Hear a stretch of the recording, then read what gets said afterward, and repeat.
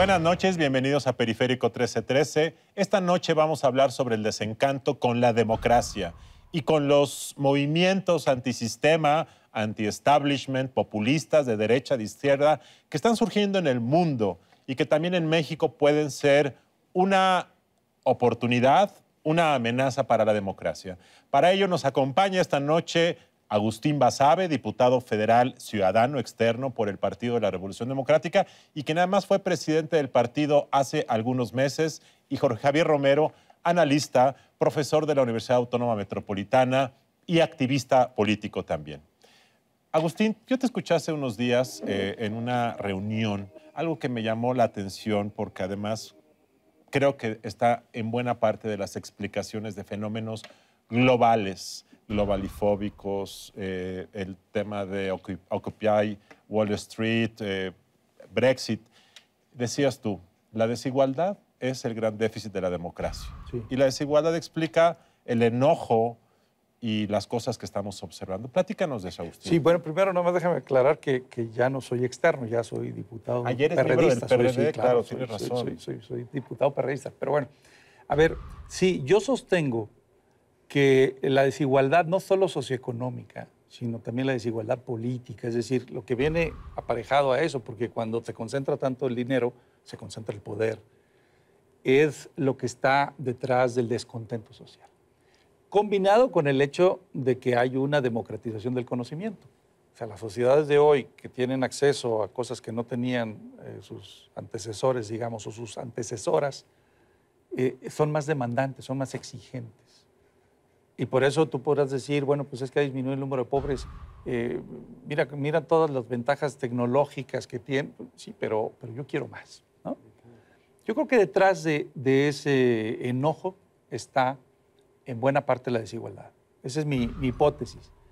Y yo creo también que esa gente que sale a votar en las calles, digamos, votar con los pies, como se dice, en España, con los indignados, en los ocupas, en Estados Unidos, en Brasil, en Chile, en muchas partes del mundo, es gente que normalmente, no todos, por supuesto, porque tú bien lo dijiste, hay populismos de izquierda y de derecha, pero la mayoría, creo, votarían por un partido de izquierda.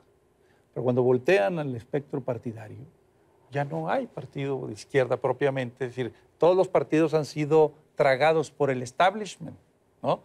Es decir, ya nadie cuestiona los dogmas, por ejemplo, de la economía globalmente correcta. Sí. Nadie cuestiona nada de lo que ellos están cuestionando, ni de la globalización misma. Y entonces no hay nadie por quien votar. Se asolvan los cauces de participación democrática, las tuberías institucionales, y el descontento brota por las alcantarillas y se inundan las calles. Antes de pasar eso, tú dices que hay más desigualdad o que hay más conciencia de que hay más desigualdad. Las dos cosas. Las dos cosas, porque sí hay más desigualdad. Yo sí creo que Piketty se le podrá criticar algunas cosas de su libro, pero la conclusión final es impecable. Sí, niveles de desigualdad hoy son comparables a los de hace un siglo. ¿Tú qué opinas, Jorge Javier? Pues yo creo que la crisis de 2008-2009 pegó muchísimo a la crisis financiera global. Que fue una crisis económica. En Europa afectó directamente los niveles de vida de la gente. Entonces, por ejemplo, en el caso de España, que lo conozco bien, la crisis fue la que acabó minando el apoyo electoral del PSOE, ¿no? Y sí. El partido de la izquierda que transformó España finalmente y que hasta 2008 tenía un gran apoyo electoral. Sin embargo, el hecho de que fuera precisamente un presidente del PSOE el que acabara gestionando mal la crisis afectó muchísimo al partido. Y eso le ha ocurrido a toda la izquierda europea, que ha perdido apoyo precisamente por todo el malestar que generó la crisis económica. El Partido Laborista se desfondó en Gran Bretaña, el Partido Socialdemócrata Alemán medio sobrevive, pero también está en una situación que no tiene nada que ver con sus mejores tiempos. En toda Europa fue el impacto de la crisis. Y en el mundo entero, la crisis es la que ha generado que surjan todos estos movimientos demagógicos. A mí el término populista me parece mucho menos preciso que demagógico, porque demagogos hay de izquierda y de derecha, que apelan precisamente a esto que dice Agustín, al anti-establishment, en contra de la casta, en contra de los viejos partidos, buscando, proponiendo salidas que en realidad no lo son, frente a un electorado que efectivamente ve que lo que hay tiene muy poca diferencia entre la izquierda y la derecha y por lo tanto está buscando salidas alternativas, ¿no? Ahora, el caso paradigmático de la economía norteamericana, donde hoy estamos viendo el fenómeno Trump, que es un demagogo o es un populista. Es un demagogo que apela a los sentimientos populares usando mentiras, ¿no? Pues, ahora, la economía norteamericana ha venido creciendo sistemáticamente lleva 70 años creciendo. Lo que tú estás argumentando es que no importa que a mí me vaya bien, si al de enfrente le va mucho mejor, eso ya es motivo de coraje. Sí. Entonces, por eso... No solamente en cuestiones materiales o económicas, te digo también en cuestiones políticas. Si tu diputado, por ejemplo, en Estados Unidos, que hay mucha vinculación del elector, su constituency con el diputado o el congresista, de repente vota por cosas que tú no estás de acuerdo o vota por algo que es evidentemente en favor de una gran empresa, digamos, de su distrito o de su estado, y se dan cuenta que está trabajando más por los intereses corporativos, del dinero, ahí es donde viene el enojo. El enojo no es nada más el de enfrente vive mejor que yo, es mucho más rico que yo, es el que me representa no me está representando.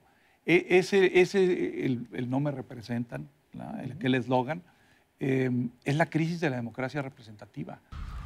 El problema es también que hay salidas falsas y que estamos ante una encrucijada muy peligrosa, porque esta turbulencia global puede llevar o a un mejoramiento de la democracia o a su quiebre total. A ver, no se nos olvide, la democracia murió en la Atenas de la Grecia clásica por su ineficacia militar, porque perdió la guerra del Peloponeso contra la monárquica Esparta. Y ellos decían, pues la democracia está muy bonita, pero no, para la hora de los trancazos, pues los ejércitos no funcionan. Y tardó 2000 años en revivir. Yo digo que hoy la democracia está en riesgo otra vez de morir, no por ineficacia militar, sino por ineficacia social, por ineficiencia social. La democracia murió en la década de los 30, precisamente después de la gran crisis, por su ineficacia social, ¿no? Y por su ineficacia política. Ahora, muchos han querido resolver esta crisis de representatividad o de la democracia representativa de legisladores que no gobiernan en nombre de sus electores, sino en nombre propio, con mecanismos de democracia directa. Y en estas semanas yo he oído, yo lo he pensado, que la aventura de la democracia directa también es sumamente peligrosa y entonces muchos ponen como ejemplo que Trump pudiera ganar la presidencia de Estados Unidos, hoy se ve más lejano con los últimos resultados de encuestas, o el Brexit, o el plebiscito en Colombia. Entonces dicen, en realidad en un entorno de tanto enojo o de tanta confusión o de tanta información instantánea o de tantos referentes que te trae la tecnología en donde ya no hay un parámetro fijo, entonces la democracia directa es un asalto al precipicio. La democracia directa nunca ha existido, estrictamente hablando. Bueno, ejercicios de participación de democracia directa. La democracia participativa, sí, pero pues, ni en la Atenas de Pericles. De acuerdo. Siempre había representantes, intermediarios. Pero lo que dices es verdad, es decir, lo que hay es un enojo. Yo decía en esa plática que citas, decía, es un problema, ya no es un problema de ideas, es un problema de sentimientos y de emociones. Y eso es lo delicado del asunto, porque tú no están planteando una idea concreta. Tú haces un estudio de todos estos movimientos, a ver cuál es la idea, el modelo, el proyecto de nación, el proyecto político, económico. Pues una nebulosa, hay una nebulosa ahí. Son emociones, son sentimientos. Bueno, siempre los votantes votan con emociones, ¿no? Eso siempre en todos lados, es decir, somos ignorantes racionales, nunca tenemos la información suficiente para votar racionalmente. Y ese es el problema de estos ejercicios de este tipo, donde preguntas cuestiones muy complejas en preguntas que son binarias, sí o no. Brexit. Nos salimos de Europa, nos quedamos en Europa, cuando en realidad detrás hay información que no pueden manejar los electores. Lo mismo, votar un acuerdo de 297 páginas con un sí o no, como en el caso del Acuerdo de Paz de Colombia, es absurdo. Es decir, estás poniendo en riesgo la democracia cuando haces ese tipo de ejercicios simplificadores, ¿no? En realidad, la participación ciudadana para elegir quién va a gobernar no puede definirse simplemente en un sí o no, ¿no? En temas mucho más complejos, como estos de la salida de la Gran Bretaña de la Unión Europea. ¿Tú crees que en México hay enojo, como estamos viendo en países europeos, en Estados Unidos? Yo creo que no hay un enojo como el que hay, como el que se expresó en Gran Bretaña con la salida del Brexit, como el que se expresa en partidos antisistema en Grecia o en España. Pero sí hay una falta de representación de los partidos. Yo creo que sí hay una enorme lejanía de los partidos de los ciudadanos. ¿Por qué? Porque además en México tenemos un sistema tremendamente restrictivo para la participación, unos requisitos para registrar partidos que solamente permiten que se registren partidos que tienen clientelas detrás. No se permite que surja, por ejemplo, un partido como Podemos en España. ¿En torno a qué surgió? Una lista de candidatos y un programa. Eso no se puede hacer en México. A mí me preguntan, ¿por qué no surge un Podemos en México? Porque la ley no lo permite. ¿Tú crees que hay enojo, Agustín? Sí, yo creo que hay enojo. A ver, como en todos estos países que hemos mencionado, los enojados son una minoría, pero una minoría muy grande y creciente. Uh-huh. Y por lo tanto es muy activa y muy vociferante. Son los que salen a votar. Uh-huh. O sea, los que se quedan en su casa no están enojados. Uh-huh. Los que salen a votar, con el porcentaje de abstencionismo que tú quieras, los que sí salen a votar, ahí es donde ganan los enojados, o pueden ganar. Y creo que en México sí hay muchos enojados, no es la mayoría, pero es una minoría muy grande, creciente y otra vez activa y vociferante. Y si siempre la democracia se mueve por hilos sensibles, digamos, por tocar fibras sensibles de la gente, hoy por hoy eso se eleva a niveles exponenciales. Si tú sales a la plaza pública o vamos en un debate televisivo y empiezas a hacer razonamientos muy racionales de lo que necesita el país, bueno, inmediatamente te ganas el rechazo de toda esta gente. Y en cambio otro que llega y diga, al diablo con estos desgraciados que están haciendo esto, que se mueran todos los partidos, que se vayan todos a Argentina, ¿no? Y o contra la casta en España. O vamos contra, ¿no? contra el 1%, decían el Occupy en Estados Unidos, ¿no? Eso sí te jala gente. Ese es Trump. Y por eso decía que es lo peligroso, porque lo mismo se puede ir esto por el lado bueno que por el lado malo. A mí, por ejemplo, me parece que el mismo caldo de cultivo hizo crecer a Bernie Sanders. No lo llevó a ganar, no alcanzó, pero creció muchísimo. Y movió la agenda de Hillary hacia la izquierda. Eso me parece bueno, me parece muy positivo. Jeremy Corbyn, pues a lo mejor no va a ganar, no va a ser nunca primer ministro de Gran Bretaña, quizás, claro, pero ya movió ciertas cosas. Esas son las cosas positivas. Las cosas negativas, pues son el Brexit, el no en Colombia y los Trumps. Porque, ¿qué está haciendo Trump? Si ves los debates y a la gente de Trump repiten el mismo mantra siempre. Hillary es la señora establishment.